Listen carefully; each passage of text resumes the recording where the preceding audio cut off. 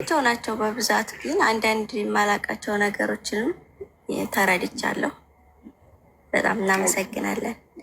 ስለ ክርስትና ግን ጥያቄ ነበረኝ። አሁን መጠየቅ እችላለሁ ወይስ ነገ ሌላ ቀን? ችግር የለው። ጠይቅሽ። አርዲ ከከፈተ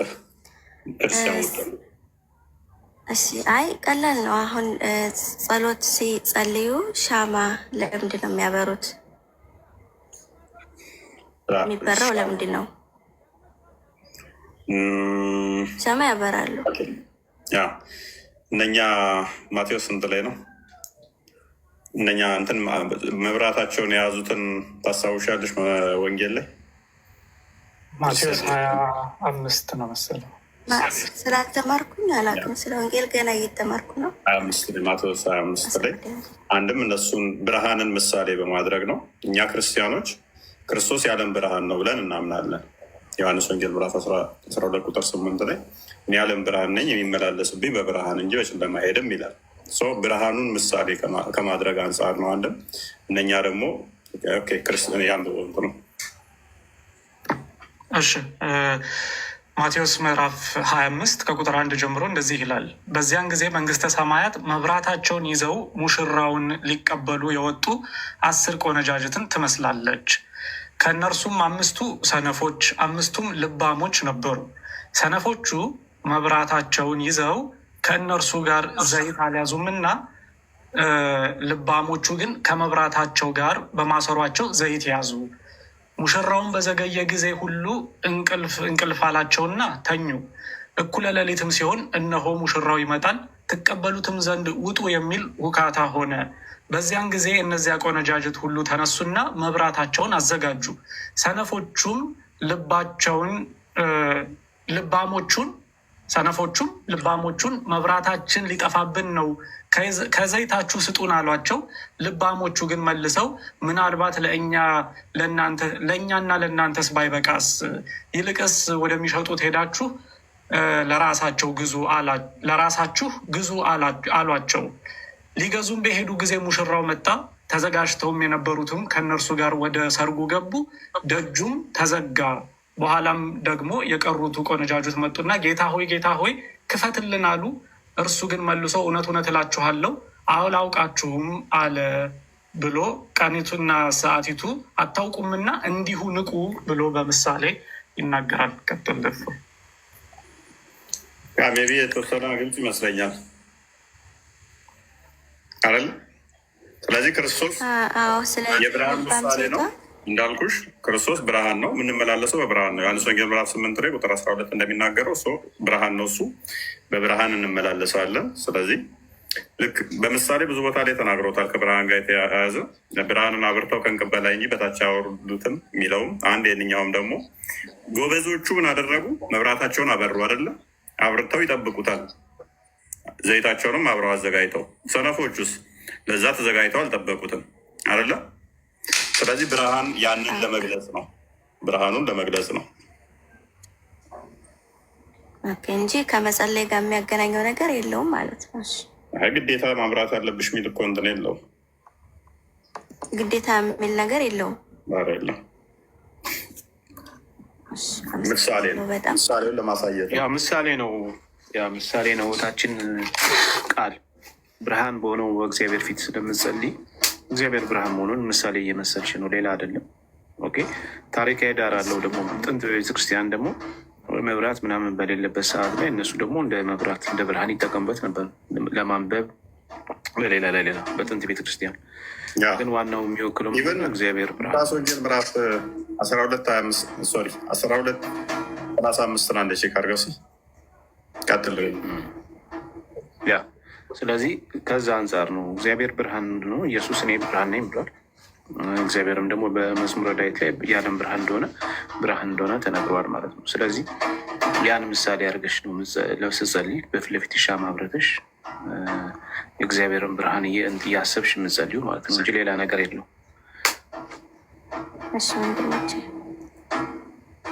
ወገባችሁም የታጠቀ መብራታችሁም የበራ ይሁን ይላል።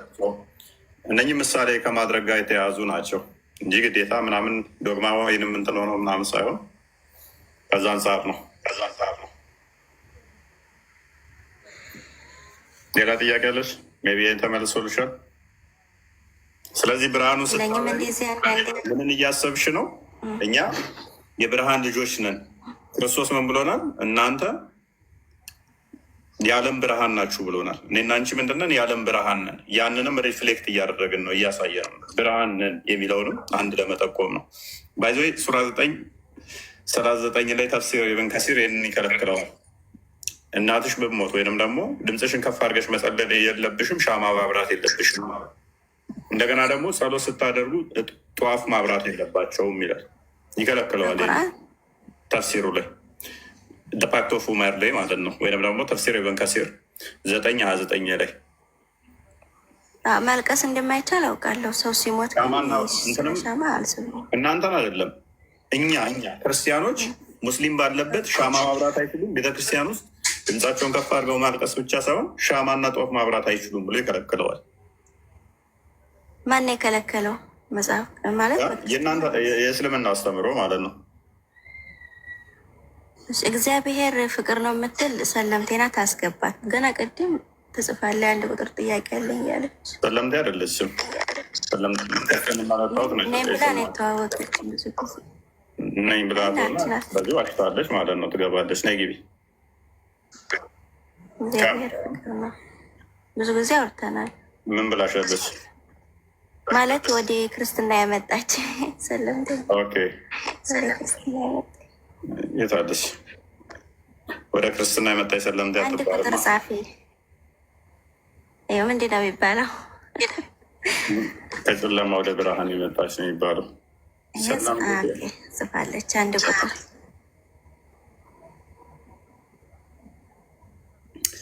ብረት ወቅቶኛል እጄን እና ወይን አልደማም እያመመኝ ነው።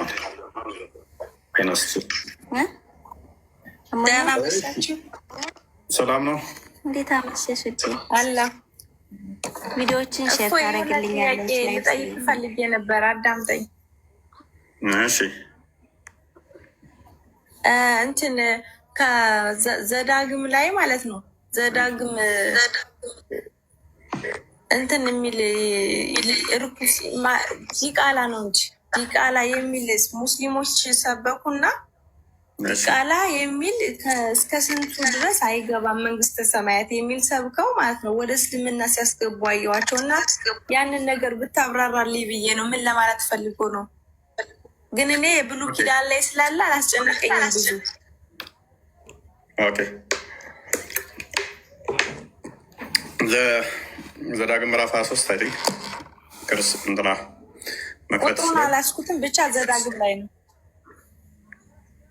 ከፍታለሁ። ዘዳግም ምዕራፍ 23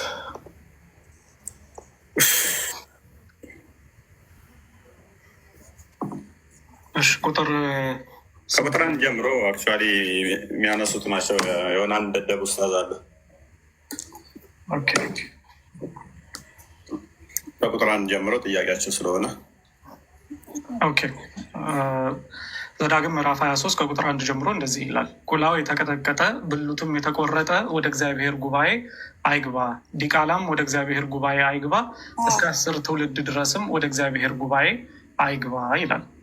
ከግብፅ በወጣችሁ ጊዜ እንጀራና ውሃ ይዘው በመንገድ ላይ አልተቀበላችሁምና በመስጴጦሚያም ካለው ከፋቱራ የቢኦርን ልጅ በለዓምን ዋጋ ሰጥተው ይረግምህ ዘንድ አምጥተውብሃልና አሞናውያን ሞዓባዊ ወደ እግዚአብሔር ጉባኤ አይግባ፣ እስከ 10 ትውልድ ድረስ ለዘላለም ወደ እግዚአብሔር ጉባኤ አይግባ።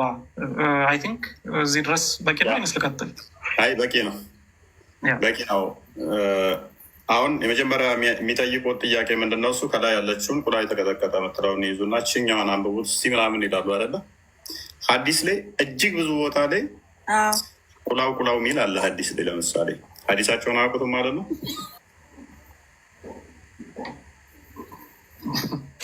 ይችንን ይዘው በዚች ነው ወደሚገርምህ ወደ ደደብ እንደሆኑ ላሳያችሁ ብዬ ነው። እኛን መልሰዋለኝ ሱናናነሳ 446 አንዴ ክፈትልኝ። የእኛ መልሰዋለኝ አንድ አይደለም በ100 የሚቆጠር ቁላቁላ ሚልና ሀዲስ ላይ ይሰጣችኋለሁ። ኡስታዙ ምናል ደደብ እንደሆነ እንድታውቁት ነው። ይህንን ጥያቄ 446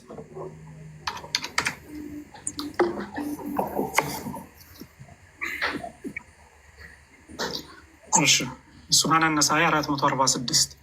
It was narrated that Marwan bin al-Hakam said to one touching this penis, no? The penis. Oh, touching the penis, yeah. ምን ማለት ነው?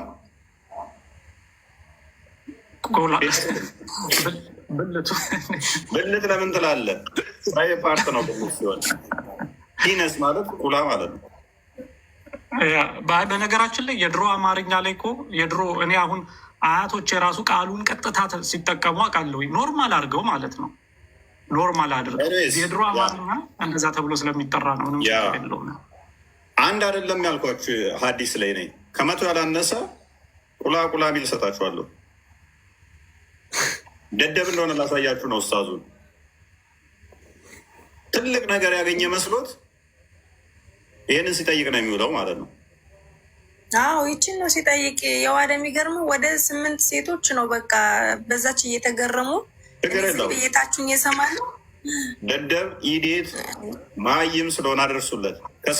100 በላይ ሰጠዋለሁ እኔ። ዘክር የሚለውንም በአረብኛው ሰጠዋለሁ።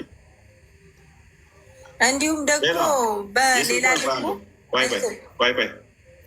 የሴቷን ደግሞ በተመለከተ ሊተራል ኒካ ማለት አንተ ዋርኒንግ ሰጠኝ። አረዲ ቀይረው አንተን አጥፎ ለእኔም ዋርኒንግ ሰጠኛ። አጥፍቼዋለሁ። ልውረድ መሰለኝ። እንዲያው አትውረድ። በቃ ያንኛው ምላሽ እንስ ነው።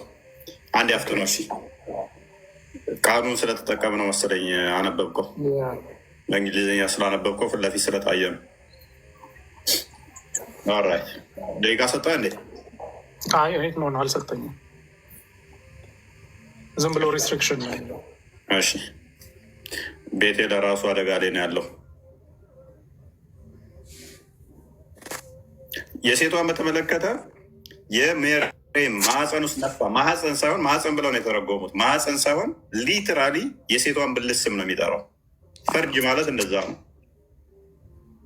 ስለዚህ የሴቷም ተጠርቷል፣ የወንዱም ተጠርቷል። በእስልምና ቆርጦ ይጣለዋ። ከዛ እንደዛ ከሆነ የሚያሳፍረው ከሆነ ዳም ስቱፒድ ኢዴት የሆነ ውስታ ስለሆነ ነው። ከዚህ ውጭ ምንም ስለማያውቅ ማለት ነው። ስለምንነቅ ነው ምላሽ ማንሰጠው ለእንደዚህ አይነቶቹ። ኤኒዌይስ እንመለስ አሁን ወደ ቶፒኮ። እምቢ አለ እንደ ያርዲ አለኝም። ዘዳግምን ልክፈተው። ዘዳግምን ክፈተው። ኦኬ። ስለዚህ አሁን እዚህ ጋር አንደኛ ቁላው የሚለው መጽሐፍ ቅዱሱን ማየት፣ መጽሐፍ ቅዱሱን ይህንኛው ማንበብ ከነበራችሁ ምንድነው እሱ ማለት ያለባችሁ? ክፈተው መጽሐፍ ቅዱሱን። መጽሐፍ ቅዱስ ሃርድ ኮፒውን ክፈተው። ሃርድ ኮፒያችን ብልቱ ነው የሚለው እንጂ እንደዛ አይደለም የሚጠረው። ደግሞ ግልጽ ነው።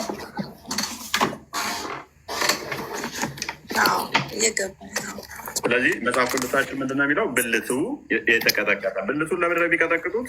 ወደ እግዚአብሔር ጉባኤ እንዳይገባ ይህንን ከለከለ። ለምንድን ነው? የበልዓምን ታሪክ ያነሳል እዛው ክፍሉ ላይ። አንድ ይህንን ያሳይሽና እንሄድበታለን። አሳያት።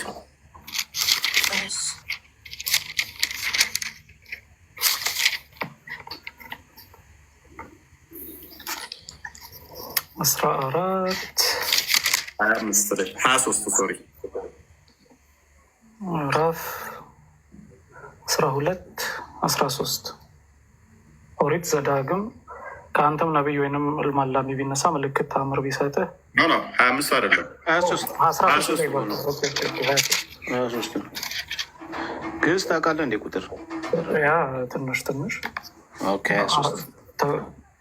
ይሄ 23 አይደል? ይሄ እግዚአብሔር ጉባኤ ይኸው ፍሬዘሩ የተቀጠቀጠ ነው የሚለው ያ። ስለዚህ ራሳቸው ይህንን ምንድነው እሱ እነማናቸው የሚያደርጉት እዛው ክፍሉ ላይ ያብራረዋል። ቀጥላ አንብበው። ፍሬዘሩ የተቀጠቀጠ አባላዘሩም የተቆረጠ ወደ እግዚአብሔር ጉባኤ አይግባ። ዲቃላ ወደ እግዚአብሔር ቤት አይግባ።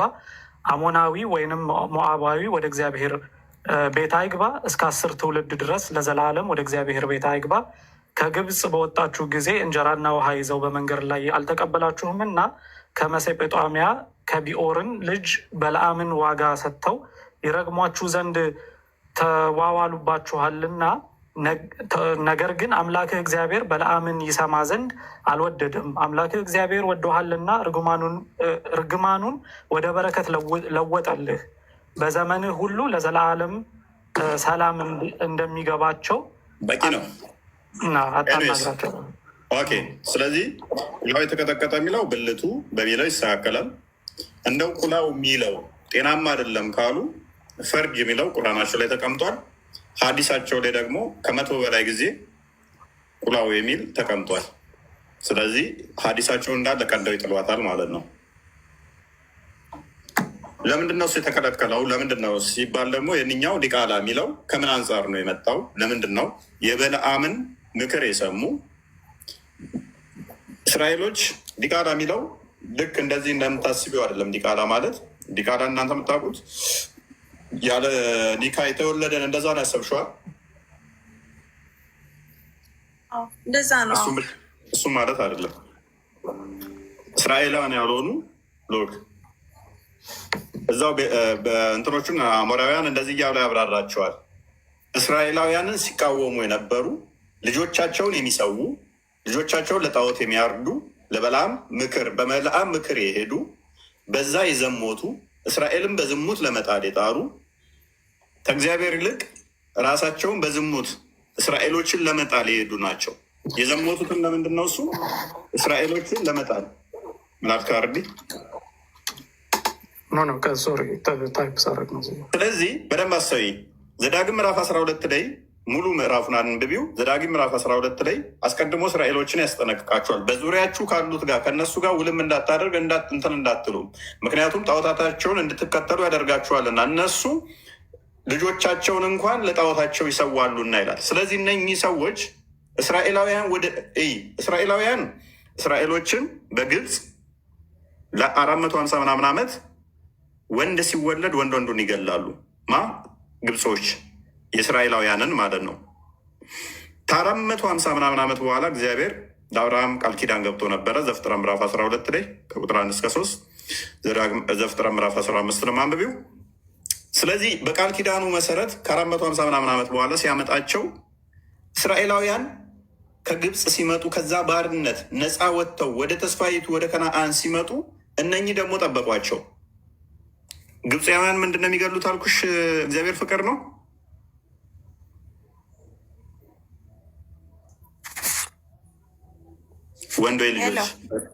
ወንዶይ ልጆች አይሰማም። በደንብ አስተውይ። ሙሴ እንኳን የተረፈው ባህር ላይ ተጥሎ ነው። ስለዚህ አዋላጅ ገና እንትን ሲል ገና እንደተወለደን አዋላጆች ወንድ ተሆነ እስራኤላውያን ወንዶች ብዙ ትተወለዱ ተዋግተው ነፃ ይወጣሉ ብለው ስለሚያስቡ ግብጾች ምን ያደርጓቸዋል? ወንዶቹን ይገላሉ። ስለዚህ ሙሴ ራሱ ቤተ መቅደስ በቤተ መንግስት በፈርዖን ነው ያደገው፣ ባህር ላይ ተጥሎ መጥቶ ማለት ነው። ስለዚህ ከ450 ዓመት በኋላ ግን እስራኤላውያንን እግዚአብሔር በታምር ሙሴ እንዲመራቸው አድርጎ ሙሴ አሮንና ማርያም ዘጸአት ምዕራፍ 15 ቁጥር 20 አካባቢ እየመሩ ዘዋቸው ሲመጡ በደንብ አስተዊ። ግብፃውያን ወንድ ልጆችን እስራኤላውያንን ይገላሉ። ወደ ተስፋይቱ ምድር ሲመጡ ደግሞ ከፊት የጠበቃቸው ሌላ ጨካኝ ህዝብ ነው የጠበቃቸው። ምን የሚያደርግ ወንድ ልጅ ብቻ ሳይሆን ሴቶችንም የሚያርድ። አልተቀበላችሁ የሚለው ክፍሉ ያንን ነው። ምን አደረጓቸው? ተዋጉ። እንዳይገቡ ወደ ከነአን ተፊት ወንድና ሴትን ልጅ የሚያርዱ ጠበቋቸው። ለምንድነው የሚያርዱት? ለጣዖታቸው ነው የሚያርዱት።